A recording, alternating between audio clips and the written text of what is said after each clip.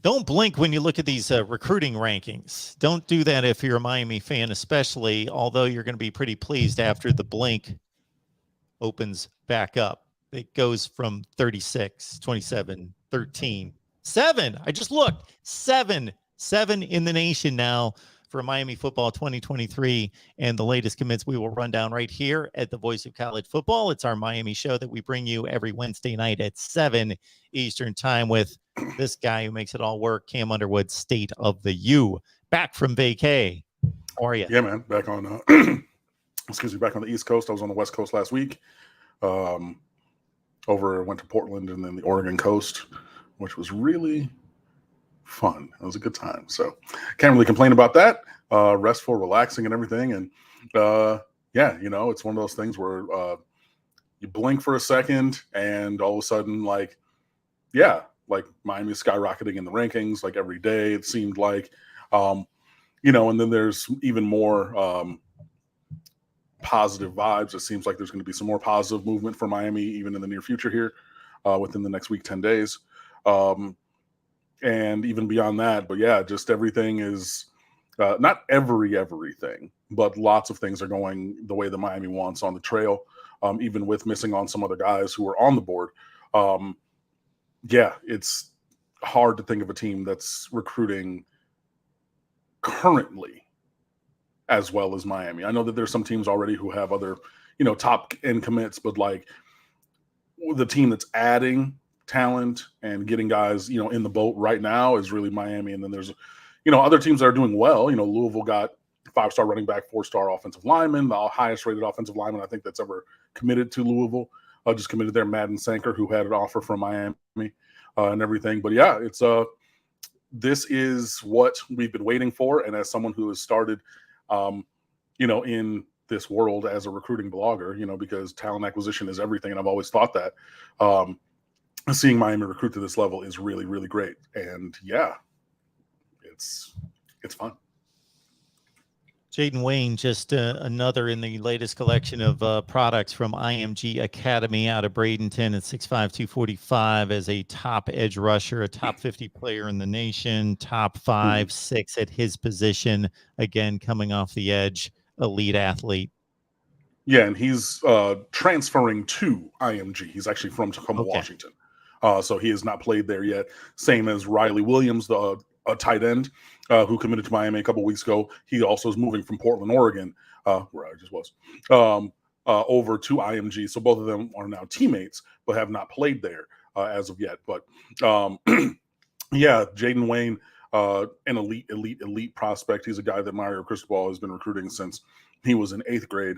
And Jaden Wayne's older brother, I believe. No, Riley Williams' is older brother. That's the one. But I mean, so 8th or 9th grade at Oregon, when he came to a camp and everything, has just been around, recruiting him from there and everything. Another just elite talent, like Mark said, 6'5", 245.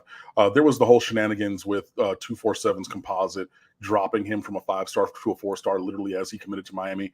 And I saw people get mad at Gabby Urrutia and Andrew Ivins for that, and that's not their providence. It was what they said was it was a glitch in the system of not transferring over the ranking when the player transferred high schools, because they create a separate page for each high school. So it's a new page and everything. And On3, the new entity that started by Shannon Terry, who started 247, who started Rivals, I want to say, or Scout, one of those other ones. Anyway, they have Jaden Wayne ranked like barely in the top 100. And that's where the low grade came in to bump him down and everything. And he's a blue star caliber player. I just think that honestly, On3 are either they don't. I mean, I know some of the guys that they have doing rankings over there, but maybe they just don't have a good feel for things. And I think that they're being intentionally different to get people to click and talk about what they're saying and how they're saying it, kind of a thing. But when everybody has Jaden Wayne as a top 30 player in America and you have him at 97 or 93 or whatever it is, and then drop him down in the composite, that is what precipitated the drop from 5-star to 4-star in the 247 composite, which is not an equal composite, but they don't release a formula. And On3 says, well, our composite is equal weight, but whatever. Anyways, regardless of any of that, You should It's be a very good point excited you about just Jaden brought Wayne. up, though. Sorry to interrupt, Cam. It's just a really good point that you just brought up about the formula of the composite, because I guess without even processing that, I just assumed, and again, I never consciously thought about it, but I guess I just subconsciously assumed it was a even third split for each platform. Well, I mean, no, Okay. there's more than three. There's ESPN, there's Rivals, there's because Rivals still exists. There's 247 now. There's On Three. I think. Well, no, Scout got bought out by somebody, so there's at least four. Okay. Thought it You was know what I three. mean? And Okay. yeah, it's just one of those things where it's not. It's a proprietary formula. It is not just okay. We put it in and then we average it out. Otherwise, like On Three, they would have just said it. The composite is we take the average, you put it in there, you divide it by 4, boom, done. Anyways, regardless of any of those shenanigans and things, which rightfully had Miami fans irate that there's a depression of rankings when guys commit to Miami. I know that people have kind of tried to disprove that, but I can go back and look at some numbers. Like this is not the first time something like this has happened. Believe it or not, whatever. And I know that the guys in my group chat who are watching this are going to be like, Cam, you're one of those truthers or whatever. It's a thing that we've seen. And respectfully, if people don't follow recruiting every single day, like I have been for a long time, even as a side hobby and things like that, this is not necessarily just a blip out of the blue, which is where that reaction came from. But in any event, getting a Jaden Wayne is an elite pull from across the country.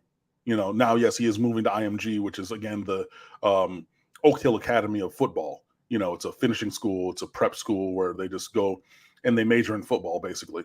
They have classes, but they're there to go play football. Let's be honest.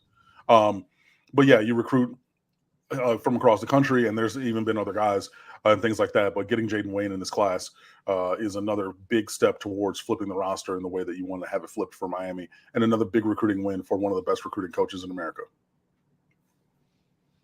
So somebody may say, who's not thinking below the surface, and I understand it, that they may say, who cares what they're ranked? As long as Miami got the commit, they got the player. And let's say he's the 10th best player in the nation. Let's say God could come down right now and say, Jaden Wayne is the 10th best player in the nation. Well, he's rated 400. Who cares? They got him. He's going to play. If all that happened was on the football field and there was no perception involved that could impact future events, then it wouldn't matter, because you could say, we just signed Tom Brady and he was ranked the 25th best quarterback in the league. Who cares? He's going to play and he's going to prove he's not the best.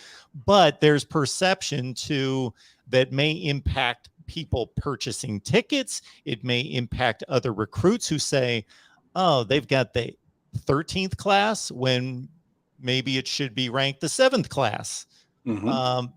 All of that can impact future success. Absolutely. And, these are just things to talk about. And then, if you talk about things like Bud Elliott released his blue chip ratio for 2022 today, Miami is firmly in that group at 55%.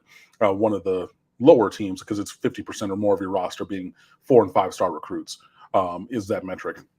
I think it drops down to 49% if you take out the transfers who have departed out. Hey, Tim, thanks for joining. So like 49% is literally one player under based upon the and transfers and re-ranking transfers and things like that.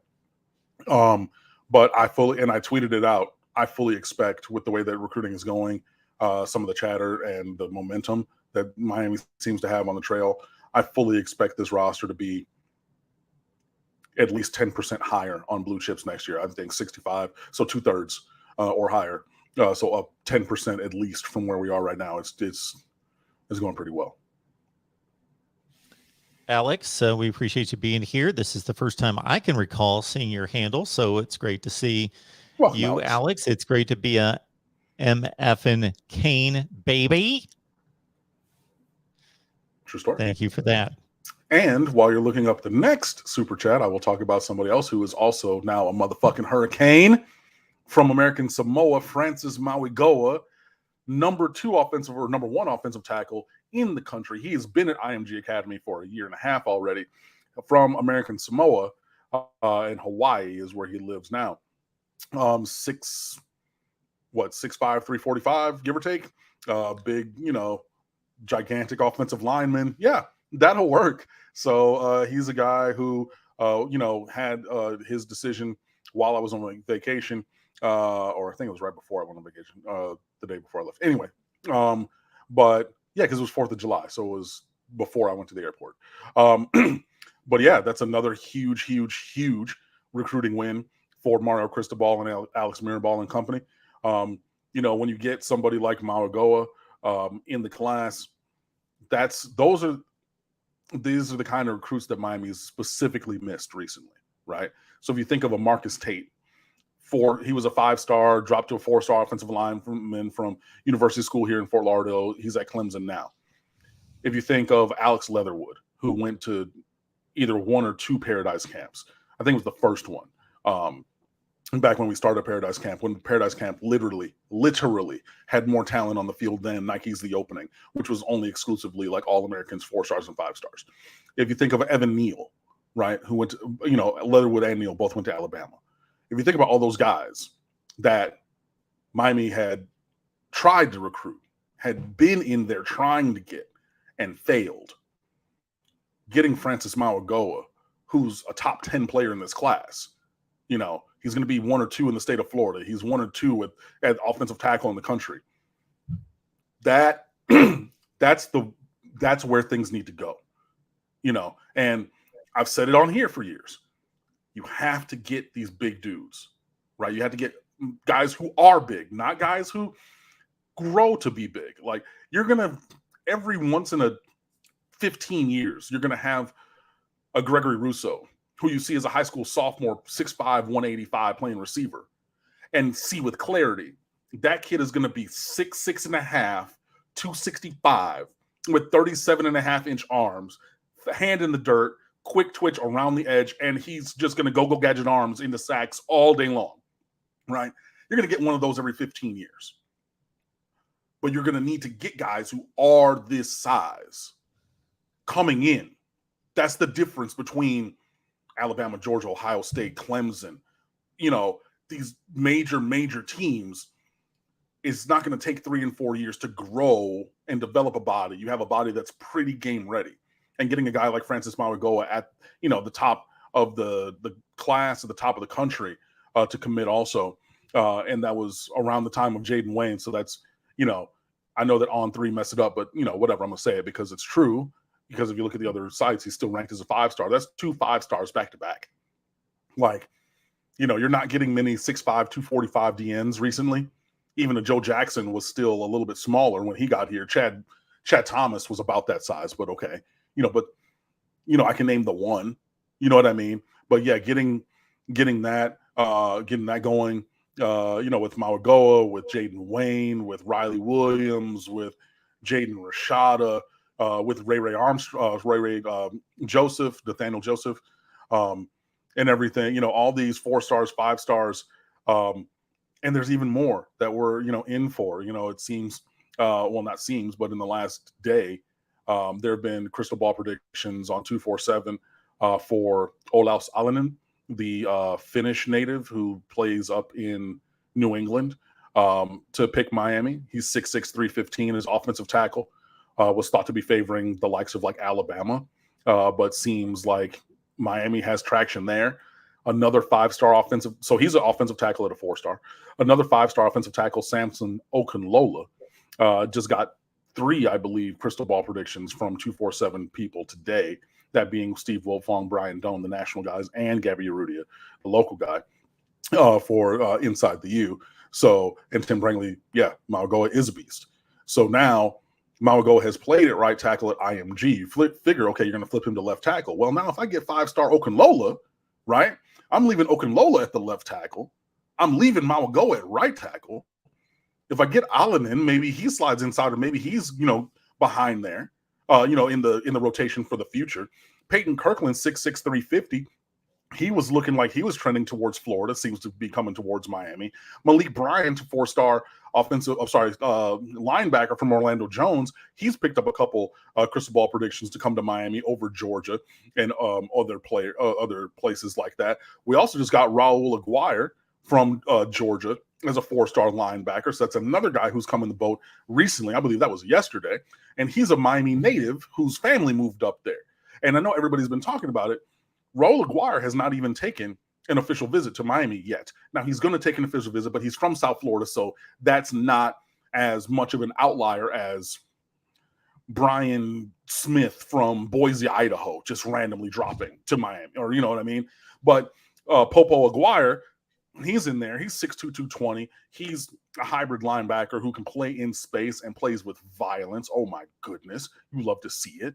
Right, so that's another guy who's already come into this class. So those are 3 4-star, 5-stars in Aguirre, Wayne, and Mauigoa within the last week, guys. So all spring, right, when we're talking about, okay, well, where are the commits? What's going on? Where are the commits? What's going on? I said, we're playing chess. We're setting things up. We're playing chess. We're setting things up. Buckets, buckets, buckets, buckets, buckets right now. Right. So now we've already set them up. We run inside zone. We're going to fake that inside zone, or we're going to pump fake that tunnel screen and have the guy release. We're at that point now. We're hitting bombs, right? If you want to have a baseball analogy in the middle of baseball season, we're dunking on people. If you want to take a basketball analogy, if you want to stick to the football field, look, cue up the band and play the fight song, because it's touchdown, touchdown, touchdown, touchdown in recruiting right now. And it's going to keep rolling. Like, all these guys, like this video, your team will lose to Kansas. Please like the video, guys. But all this momentum is not going to stop. There's way too much smoke for there not to be serious fire on the recruiting trail. And everybody around the world of recruiting who would know keeps saying these things, right? Hayes Fawcett, he was a high schooler and he started doing edits and everything. And now he works at On3 as he goes to LSU, I want to say. But he does the edits for the kids, because he's good with the graphics. He's out here saying, hey, I think that Miami's going to be on a roll. If he's saying that, that's because he's been in the lab making edits, guys.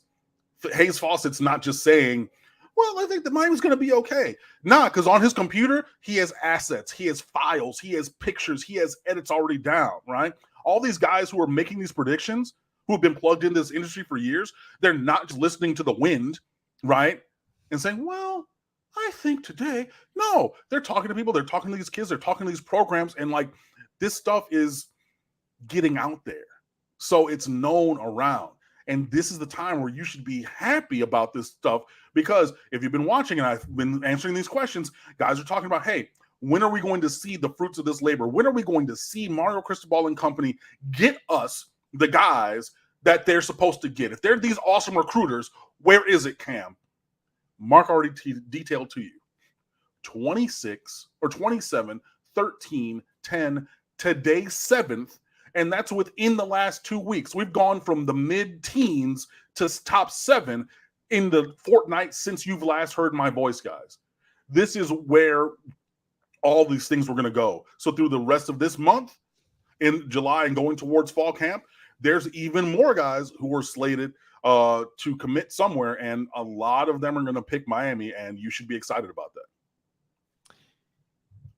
I'm intrigued by the Aguirre commitment because that's not a name that I remember us talking about or you being asked about here. And and I know that you detailed the connection to Miami, so this is a disclaimer, but top 10 player out of the state of Georgia, those usually don't get away from Kirby Smart. But again, there's a connection there to Miami, but and at a position of need. Well, yeah, and also that was one of the names that I was grasping for when asked about linebackers, and I kept missing it. So he was, indirectly asked about, or I was about him. But yeah, him and then the Malik Bryant kid. Getting those two guys at linebacker,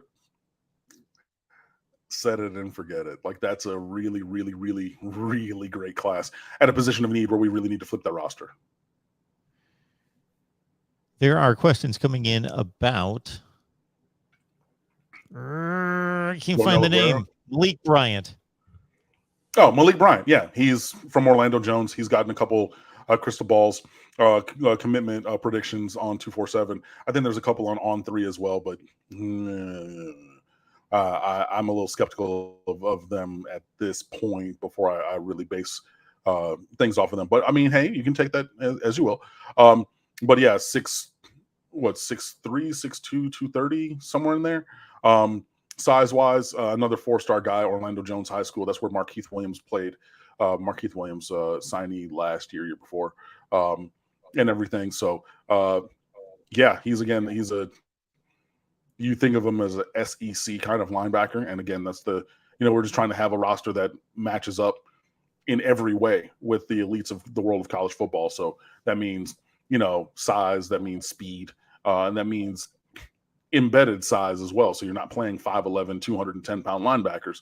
With all due respect, everybody's not going to be Sean Spence. Everybody's not going to be Levante David at that size. You need guys who get off the bus and you're like, oh, that's a big linebacker, or a linebacker that looks like that size that you should have. And Malik Bryant is one of those guys.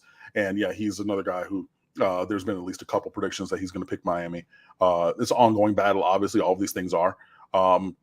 Yeah, so he's another one. Sean Gallagher asks right now thoughts on safety Jaden Bonsu from New Jersey. I think he plays at St. Peter's Prep. I think it is. I might have gotten the school wrong. But Jaden Bonsu, hey, that's another guy. He gets off the bus and you see a safety built like that, sign me up. 6'1", 205, and he's quick. He has nice hips, so he's not boxy. He's not athletic in a straight line only, like a Taylor Mays at USC. Taylor Mays, bro, you put on a jersey and you line up, you're like, hey, this dude, yes. And in a straight line, Taylor Mays, woo, buddy. I loved watching him play when he was running in a straight line, but he had no wiggle to him. He was super boxy. He was super stiff.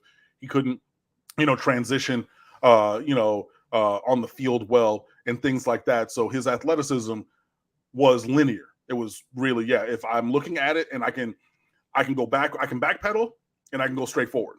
But that transition and twisting and turning, he was not able to do those things. Jaden Bonsu can do all of that. Now, he's not 6'4", 230.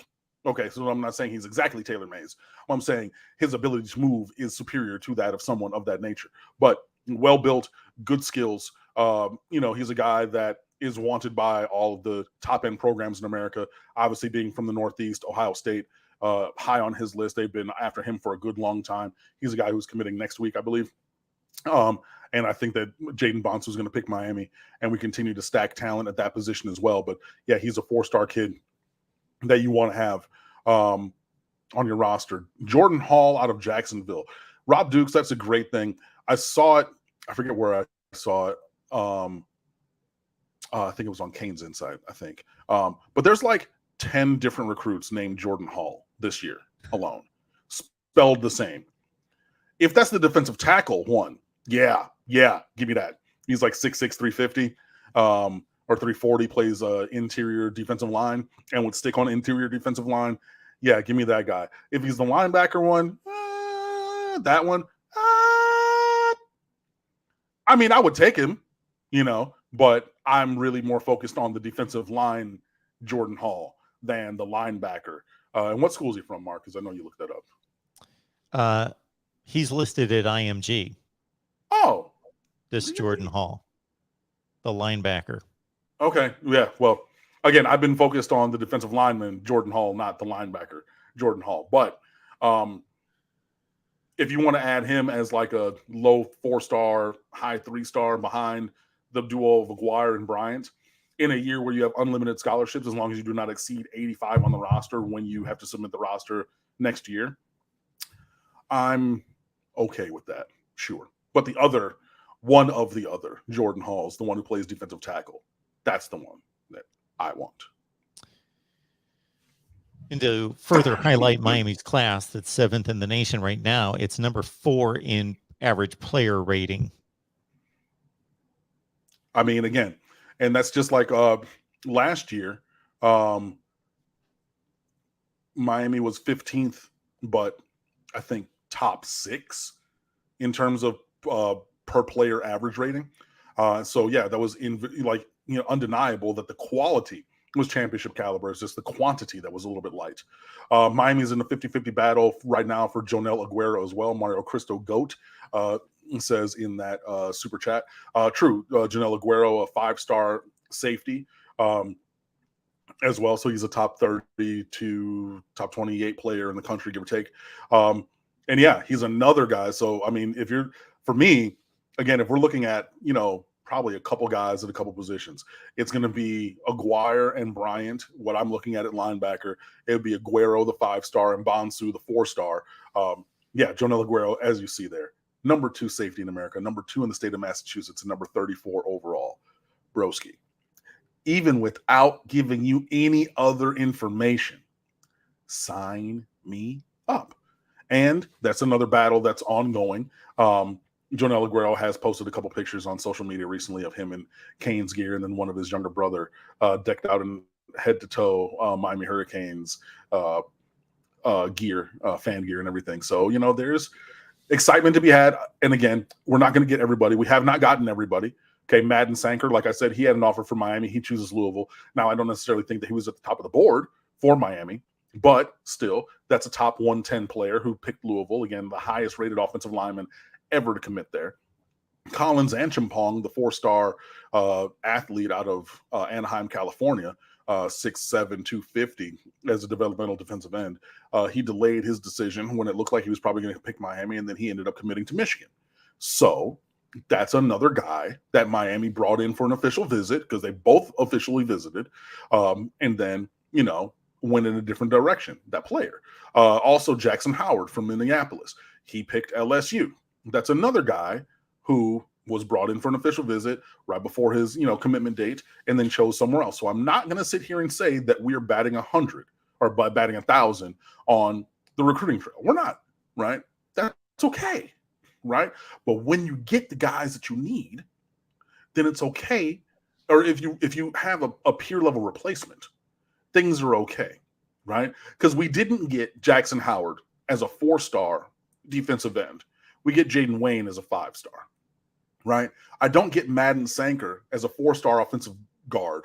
I get Francis Mauigoa as a 5-star offensive tackle with another 4-star offensive tackle and another 5-star offensive tackle and a couple other offensive linemen already committed, right? But if you don't get these guys and then there's nobody else, that's where things fall apart, right? But we're not having that because there's a plan already in place and a staff that is tireless in terms of recruiting. I got to think with Mario Cristobal and staff playing chess, that their whiteboard, proverbial whiteboard, maybe they actually have one, but their spreadsheets and so forth look something similar to what you see in an NFL draft board, draft room, where they want this guy, Yep. but hey, if he gets taken 3 spots earlier, we are fine with A, B, and C, and then we may be able to do X, Y, and Z and work with this team or that team. Obviously, it's a different dynamic, but same basic concept. 350 on the line. Now we're up to 370 on the line. Appreciate you being here for Miami Hurricanes Live. And your homework is very simple. Easiest homework you've ever had. Hit the like button, get some more people in here. Do those 2 things. Whether that means share the video on social media, just grab the link, share the video, or actually talk to people and let them know. Every Wednesday, 7 Eastern time, get on in here to talk college football. And of course, Miami fans, you're the priority, but we've got all sorts of college football fans from all sorts of college football fan bases. Anthony asking about the running back room, whether that's still on the radar or pushing that toward 2024. Everything's always on the radar in terms of talent acquisition with Mario Cristobal. Like there's nothing that we're just going to hand wave. You know what I mean? Nothing. Oh, well, no. So there's Cedric Baxter from Orlando Edgewater. I know that Miami was not in his top 5 that he released a couple weeks ago. But until he commits, until he signs, I'm not going to say that nothing that any lead is insurmountable, because we've seen some already, including Francis Mauigoa, where, maybe 2 months ago, it didn't seem at all possible. And then now he's going to be a Hurricane. So there's one guy that we're going after as a 4-star. Mark Fletcher, who's committed to Ohio State, goes to American Heritage down here. There is a thought that he might be looking to stay home and play for Miami. So Mark Fletcher is a name who had been on the radar before that I was asked about previously, who maybe you need to dust that off and bring that back again. Chris Johnson, no relation to CJ2K, but he plays at Fort Lauderdale Dillard High School, is one of the fastest players in this recruiting class as well. He's a 3-star prospect, 5'11", about 180 pounds. So not the biggest running back, but blazing track speed from a school that is a historical producing program. So Isaac Bruce, back in the day, he played at Fort Lauderdale Dillard. Jesus, what is his name? Lorenzo White, who went to Michigan State, I believe, also an alum of Dillard High School. They had a legendary basketball coach, Marcia something. She coached women's basketball. The men's basketball team also there is legendary. Marcia Pender, excuse me, was her name. So yeah, that's one of the legacy programs in Fort Lauderdale of the public schools system. They also have the one in Singular Arts magnet program there. So yeah, but anyway, and Dillard is a school that has produced talent for the Miami Hurricanes football team recently. Jonathan Ford played there. Also Nigel Kelly, who just signed in this past recruiting class, signed there. Anton Jackson, a 2024 cornerback who flipped from Georgia to Miami a couple of weeks ago. I don't even know if I spoke about him, but Action Jackson, number 1 is his jersey number. So he's number 1 in your program and number 1 in your heart. He plays there, and so does Chris Johnson. So at the running back position, there's a way that you can look. And then also in 2024 for cornerback, one of the leaders, I think it's going to be for that class, already committed from Dillard High School. So yeah, we're not just going to let any talent go by the wayside, or any position go by the wayside, especially when you could potentially lose guys into the transfer portal. And, hey, I want to say 2 or 3 running backs are draft eligible this year. So Parrish for Henry Parrish, Jalen Knighton, and Don Chaney. Technically, now I'm not saying that they're all going to leave, but if one does, hey, we're going to continue to restock. So yeah, that's the thing. And there's at least 3 names I've given you. In Baxter, Fletcher, and Johnson to look at, and we're going to continue to evaluate to see if there's anybody else to add to that list as we go on. Because I'm a nerd, and because I've at least used to have a head for stats. My head was full of stats, and it still is to a certain extent, but you get to my age and you gotta chronicle another season every time there's another year in your life. So just, figure it out. It gets more difficult. As soon as you mention the name Lorenzo White, I bet if this were 1990, I would have been able to recite these stats, but I knew that the carries would be ridiculous. And see, this guy just carried the football. He was just a workhorse. 12-game college football season, so 11-game regular season, bowl games, so not the 14 or 15 games they play now for a college football playoff team. 419 carries for Michigan State in 1985. 419 carries. And Wow. then his senior season, 357. Like, he had a lot of tread worn off the tires by the time he hit the NFL with over 1,100 carries in college football. Sheesh. At some point, Cam, it would be interesting. I will delve through the Phil Steele and the Athlon's unit rankings, and we can see what your thoughts are about Miami's place in the ACC and nationally. Well, now I have an errand to go run either today or tomorrow or sometime to go pick up my physical Phil Steels, because I was waiting on that one to drop. But I think I have the Athlon already, but I got Phil Steels and another couple, obviously. But yeah, the Phil Steele, for nobody that's for the people out there that have yet to ever read a Phil Steele's, it's like if this was written out and not in code, it would be like 4 feet thick, because it's basically written in code and you have to know what the code means. It's Well, I mean, there's a whole page glossary at the front, like, hey, so I have to use some shorthand to get all this information in, kind of a thing. Crazy. But yeah, if you are somebody on the line, and this is not a paid advertisement or anything, but even if you don't go buy it, go to your local convenience store, go to your local bookstore, and just go peruse through and just see, because it is it is packed with information. Yeah, It really is. it's more of a reference guide. Keep it on the coffee table on a Thursday, Friday, Saturday night throughout the college football season. But I can only really read one team at a time because it's just too much for my brain to handle. But we should be having Phil Steele on next week as well. Everyone, we've had him on 3 or 4 times, and he's supposed to be coming on next week as well. He was kind enough to come on twice last summer. All right. Join our Discord, as Eric reminded everybody. Go to Smart Rogers TV on Patreon. Search it there. Join the Discord. I get you the link and a nice little welcome letter. Join our Discord. Talk college football 24/7, 365 all the time, just like you do here in the chat. David Hicks, what are the prospects there? Number 1 defensive lineman in America. Number 4 overall player. I want to say number 1 out of the state of Texas. He's already come down for a visit. Hopefully he comes back for another visit. There's going to be like a recruiting cookout after the dead period. Dead period means you cannot, and I retweeted this earlier, but there's 4 kinds of recruiting periods. There's live, evaluation, quiet, and dead. But under no circumstances are you disallowed from talking to a prospect. Now it's just a way in which you can speak to them. So during a dead period, basically, no off campus, no on campus, there's no face-to-face or anything, but you can text them and call them, right? So hopefully after that period, when it goes back to, one of the other kinds of period, I forget which one comes after this dead period in the recruiting calendar, but when things open up, they're going to have a recruiting cookout towards the end of this summer. Hopefully David Hicks comes down for that and everything. But, again, this is one where Miami is fighting toe-to-toe with everybody. If I just told you again, number 1 player in the state of Texas, number 1 defensive lineman in America, number 4 overall player in America, think to yourself, who's recruiting that player?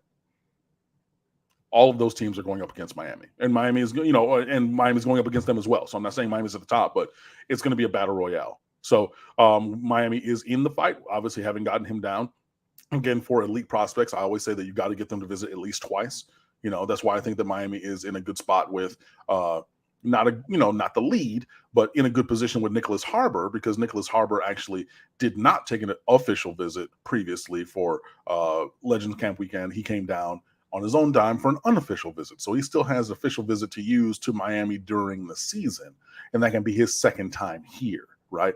But for elite out-of-state prospects, you got to get them on campus at least twice. Hopefully David Hicks comes back again to fulfill that. But yeah, Miami is in the battle, and hopefully we'll see where it goes.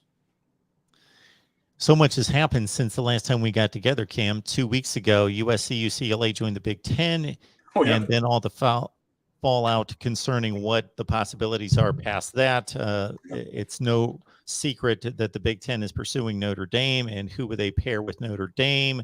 Clemson, Florida State, Miami seem to be prime picks for either. You would think, obviously, the SEC comes to everybody's mind, but also the Big Ten. Do you have any thoughts about a preference? Stay in the ACC, or yes, fortify, stabilize the conference, or SEC versus Big Ten for Miami? Miami, we should be leaders, not followers, for one. So Craig T. Smith quarterbacked a roundtable for us on State of the U on this very topic, which is great. You should go read it.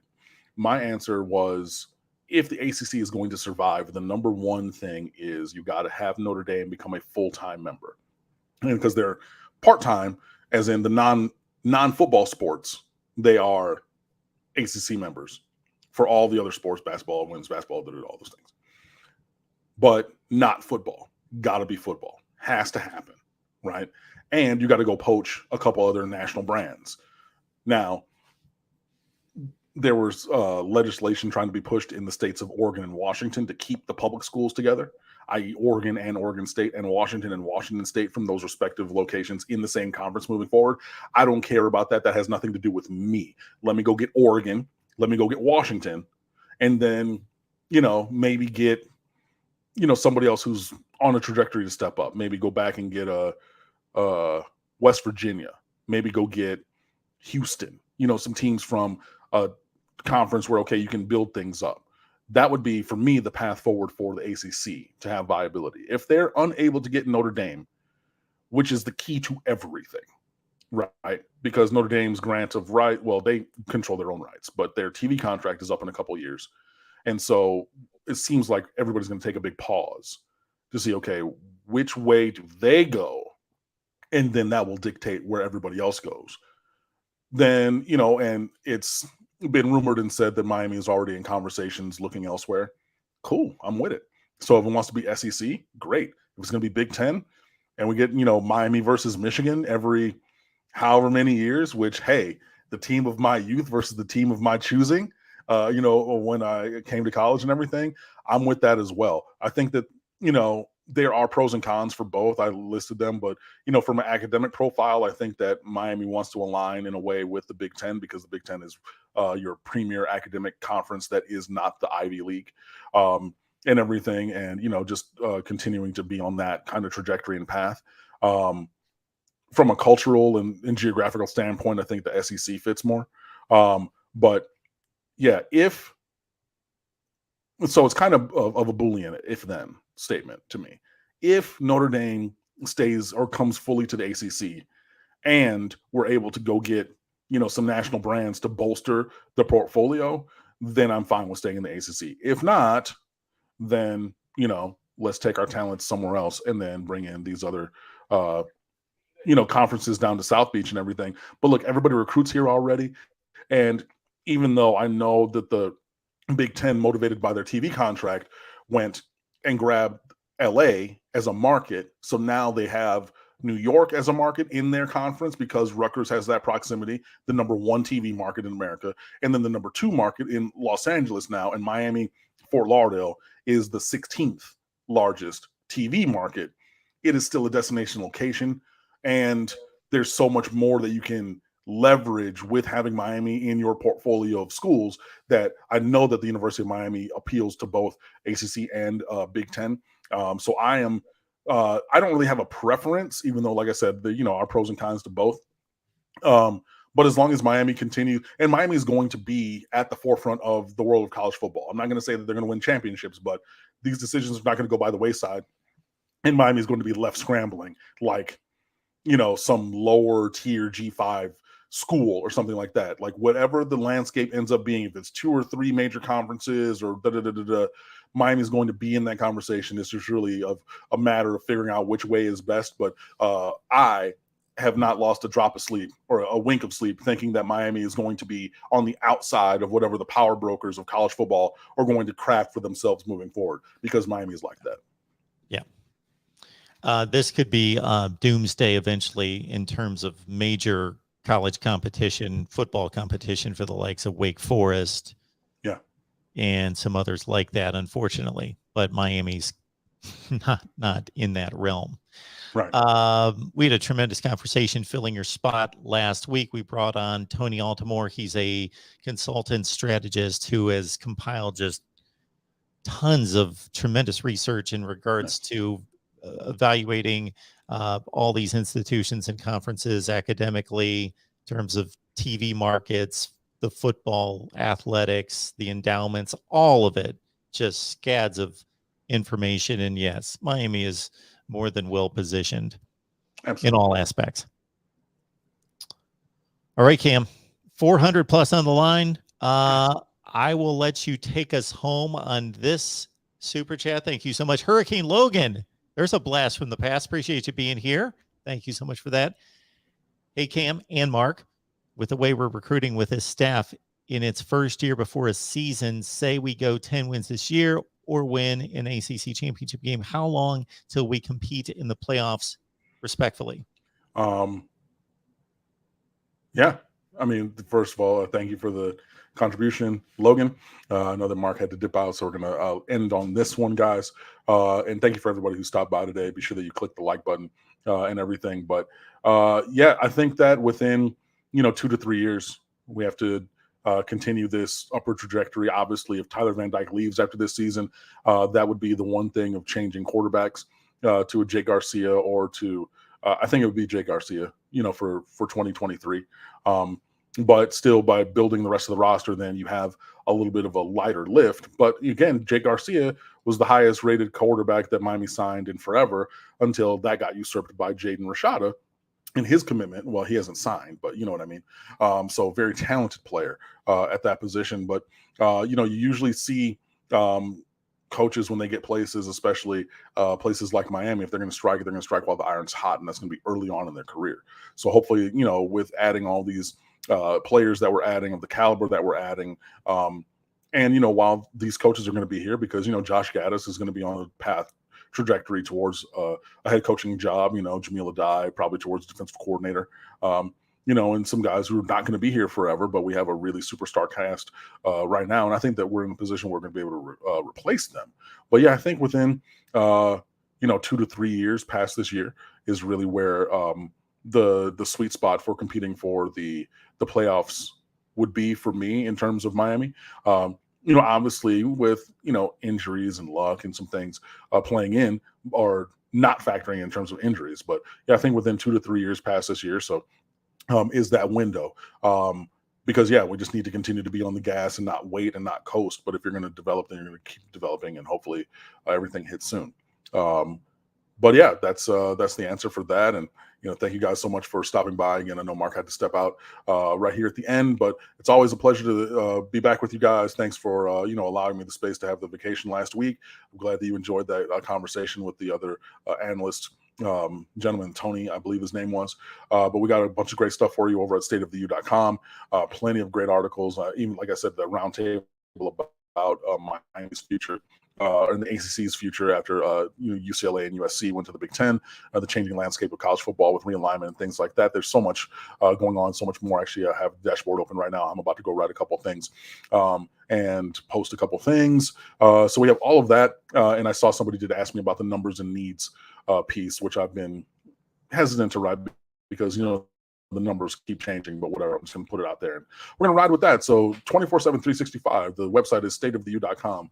Instagram, Twitter, and Facebook at The State of the U. My personal Twitter account is at Underwood Sports. Don't know what I'm watching right now, but I'm always watching something. So come on over and fan with us. Come interact with us. Again, thanks for spending the time. And I did tease that I have an announcement coming up, but it's not going to be this week, guys, but sometime hopefully soon. And we're going to talk to you guys next week. Take it easy. Thanks so much.